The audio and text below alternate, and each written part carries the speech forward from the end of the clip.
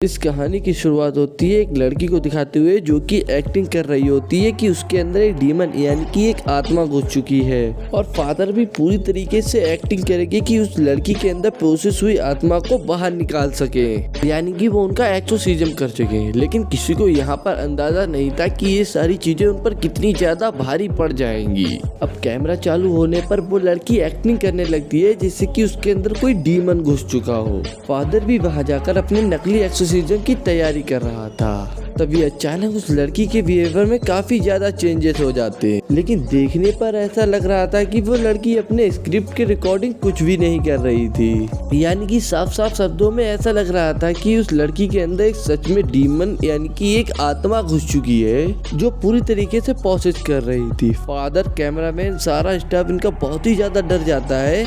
उन्हें कुछ समझ में नहीं आ रहा था कि वे इस सिचुएशन में क्या करें। तभी फादर डिसाइड करता है कि मैं इसका सच में एक्सोर्सिज्म करूंगा। फिर फादर अपनी पवित्र किताब लेकर चला जाता है उस लड़की के पास। उस लड़की की आंखें पूरी तरीके से प्रोसेस होने के बाद काली हो चुकी थी और उसके मुंह से खून भी निकल रहा था और ये सारा एक्सोर्सिज्म लाइव दिखा रहा होता है जिसे व्यूअर बहुत ही ध्यान से देख रहे होते हैं।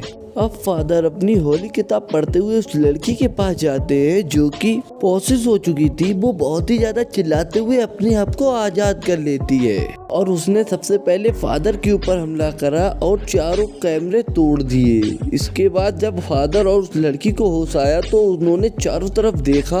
अब थोड़ी देर बाद वो लड़की अपने नॉर्मल फॉर्म में आ चुकी थी, यानी कि डीमन उसके अंदर से कहीं चली गई थी। इधर फादर को लग रहा होता है कि उन लोगों ने कर दिखाया, लेकिन वो तो आत्मा उस कैमरे के अंदर जाकर उन सब लोगों को कैप्चर कर लेती है जो ये सब वीडियो देख रहे होते हैं। उन सभी की आंखें तो एकदम से काली हो जाती हैं क्योंकि उन्हें आत्मा कंट्रोल कर रही थी। वो तो अपने फैमिली मेंबर को भी नहीं छोड़ रहे होते हैं। अब हमें यहाँ पर एक सीरियल किलर दिखाया जाता है जो कि बहुत ही ज्यादा खतरनाक और साइको था, क्योंकि अगर उससे कोई भी उल्टी बात करता तो ये उसे मार देता। अब हमें जंगल के पीछे घर दिखाया जाता है जहाँ एक लड़की मौजूद थी, क्योंकि उनके मॉम और डैड किसी काम के जरिए से बाहर गए हुए थे और वो घर में पूरी तरीके से अकेली थी। तभी उसके एक दोस्त का कॉल आता है और वो कह रहा था कि मैं तुम्हारे घर पर आ जाता हूँ। लेडी ने भी उसे अपने घर पर बुला लिया होता है, जो कुछ ही समय के अंदर ही अंदर वहाँ पहुँच भी जाता है। लेकिन उन्हें क्या पता था कि वहाँ पर एक सीरियल किलर भी मौजूद है जो देखते ही देखते उस लड़की के दोस्त को वहीं पर मार देता है। लड़की अपने बॉयफ्रेंड को इस तरीके से पड़ता देख बहुत ही ज्यादा घबरा जाती है और अपने घर के अंदर भाग जाती है। अब वो किलर घर के अंदर घुसकर लड़की को चारों तरफ ढूंढे जा रहा था, लेकिन लड़की तो दबे पांव से किचन के अंदर जाकर डूब जाती है।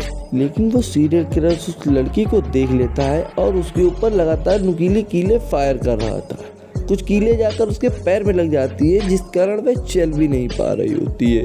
बट उस किलर ने मौका देखकर जंजीर फेंकी और उस लड़की को भी वहीं पर मार दिया। लेकिन कोई भी नहीं समझ पाया कि इन दोनों बेचारों को किलर ने क्यों मारा। अब वो जोकर उन सबको एक दूसरी कहानी सुनाता है जिसमें चारों तरफ ज़ॉम्बी वायरस फैल चुका था और सब लोग ज़ॉम्बीज़ में कन्वर्ट हो चुके थे। वहाँ पर हमें एक छोटी लड़की ज़ॉम्बी बनी हुई दिखाई जा रही थी। ऐसा लग रहा था कि वो नई नई ज़ॉम्बी बनी हुई। अब वो ज़ॉम्बी लड़की उन सबके बीच में आकर मरे हुए इंसान का गोश्त खाने लगती है, लेकिन वहाँ मौजूद सभी ज़ॉम्बीज़ ने उस लड़की को वहाँ से भगा दिया था क्योंकि ऐसा लग रहा था कि वो सभी ज़ॉम्बीज़ उस सारी चीजों में उसे हिस्सा नहीं देना चाहते। लेकिन उस ज़ॉम्बी बच्ची का बिहेवियर उन सभी ज़ॉम्बीज़ से काफी अलग लग रहा था। लेकिन उन सब ज़ॉम्बीज़ में से एक ज़ॉम्बीज़ ने उस लड़की को थोड़ा सा गोश्त का टुकड़ा दे दिया जिसे वो खाकर बहुत ही ज्यादा खुश हो जाती है। फिर वो दोनों पहाड़ की तरफ बढ़ने लगी थी।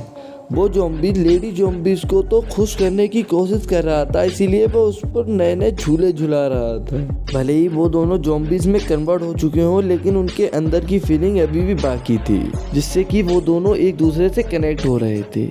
एक झूला झुलाते के दौरान उस लड़की के हाथ में चोट लग जाती है जिस कारण उसकी हड्डी टूट गई थी और उस बड़े ज़ॉम्बीज़ ने अपने उंगली की मदद से उसकी हड्डी को सही कर दिया था। और फिर वो दोनों आगे बढ़ने लगते हैं, लेकिन कुछ दूर चलने के बाद उनके ऊपर एक फायर होता है। ये फायर डायरेक्ट ये फायर सीधे जाकर उस बड़े वाले ज़ॉम्बीज़ के लगता है। ये फायर किसी और ने नहीं बल्कि एक इंसान ने किया होता है। उसने तो ये फायर अपनी फैमिली को ज़ॉम्बीज़ से बचाने के लिए किया था। अब उस बड़े वाले ज़ॉम्बीज़ को मारने के बाद वह इंसान बढ़ता है छोटी ज़ॉम्बीज़ को मारने के लिए, लेकिन तभी उसकी बेटी उसको फायर करने से रोक देती है, क्योंकि वो दिखने में ज़ॉम्बीज़ है लेकिन वो एक दूसरे के फादर और बेटी हैं। जिसके बाद वो अपनी बेटी की बात मान के फायर करता ही नहीं और वो ज़ॉम्बी लड़की अपने फादर को खड़ा करके वहां से जाने लगती है। चाहे भले वो ज़ॉम्बीज़ बन चुके हों, लेकिन उन दोनों के अंदर फादर और बेटी की फीलिंग्स हमेशा बनी रहेंगी। और इसी के साथ कहानी यहीं पर खत्म हो जाती है।